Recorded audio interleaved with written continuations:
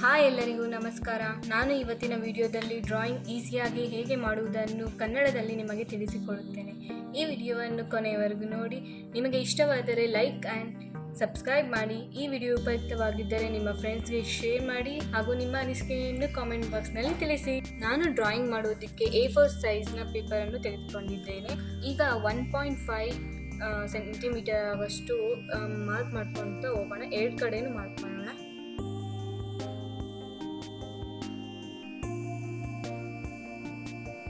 ನಾನು ಇವತ್ತಿನ ವಿಡಿಯೋದಲ್ಲಿ ಈ ಫೋಟೋವನ್ನು ಯಾವ ರೀತಿಯಾಗಿ ಡ್ರಾ ಮಾಡಬೇಕು ಎಂದು ತೋರಿಸ್ಕೊಡುತ್ತೇನೆ. ನಾನು ಮೊದಲೇ ಈ ಫೋಟೋವನ್ನು ಗ್ರೈಡ್ ಆ್ಯಪಲ್ಲಿ ಗ್ರೈಡ್ ಮಾಡ್ಕೊಂಡು ಇಟ್ಕೊಂಡಿದ್ದೇನೆ. ನಿಮಗೆ ಬೇಕಾಗಿದ್ದರೆ ಕಾಮೆಂಟ್ ಬಾಕ್ಸ್ನಲ್ಲಿ ಹಾಕಿ ನಾನು ನೆಕ್ಸ್ಟ್ ವಿಡಿಯೋದಲ್ಲಿ ಆ ಫೋಟೋವನ್ನು ಯಾವ ರೀತಿಯಾಗಿ ಗ್ರೈಡ್ ಮಾಡೋದು ಅಂತ ತೋರಿಸ್ಕೊಡುತ್ತೇನೆ. ಬನ್ನಿ ಇವಾಗ ಡ್ರಾಯಿಂಗ್ ಮಾಡುವುದನ್ನು ಸ್ಟಾರ್ಟ್ ಮಾಡೋಣ. ಈಗ ನಾನು ಲೈನ್ಸನ್ನು ಹಾಕ್ಕೊಂಡಿದ್ದೇನೆ. ಮೊದಲಿಗೆ ಇಲ್ಲಿ ನೀವು ನೋಡ್ಬೋದು, ಇಲ್ಲಿ ನಂಬರ್ಸ್ ಕೊಟ್ಟಿದ್ದಾರೆ ಈ ಕಡೆ ಹಾಗೂ ಆ ಕಡೆ. ನಾವು 1.5 ಸೆಂಟಿಮೀಟರ್ ತೊಗೊಂಡ್ರೆ ಕರೆಕ್ಟಾಗಿ ಬರುತ್ತೆ. ಈಗ ನಾವು ಮೊದಲಿಗೆ ಫಸ್ಟ್ ಫೇಸಿಂದ ಶುರು ಮಾಡ್ಕೊಳ್ಳೋಣ. ಎಲ್ಲಿ 11th ಶುರುವಾಗಿದೆ ಫೇಸು. ನಾವು ಇಲ್ಲಿ ನೋಡಬಹುದು 11th ಬಾಕ್ಸಿಂದ ಶುರು ಮಾಡೋಣ.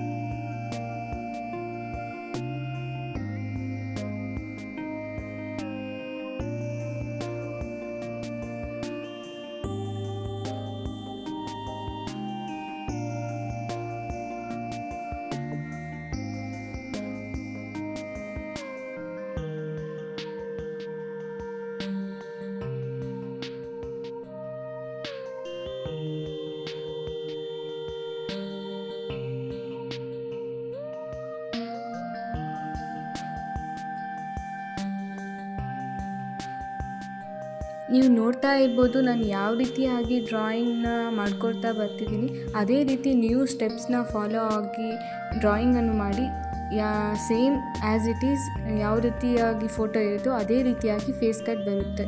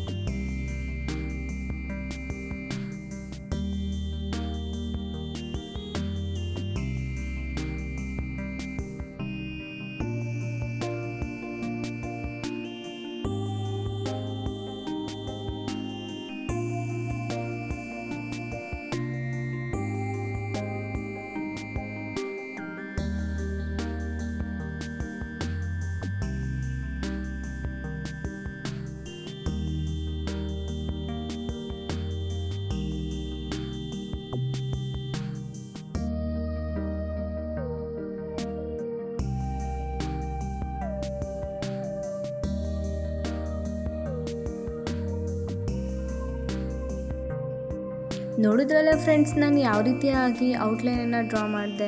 ಇದೇನಾದರೂ ನಿಮಗೆ ಇಷ್ಟ ಆಗಿದ್ದರೆ ತಪ್ಪದೆ ಲೈಕ್ ಮಾಡಿ, ಸಬ್ಸ್ಕ್ರೈಬ್ ಮಾಡಿ ಹಾಗೂ ನಿಮ್ಮ ಫ್ರೆಂಡ್ಸ್ಗೆ ಶೇರ್ ಮಾಡಿ.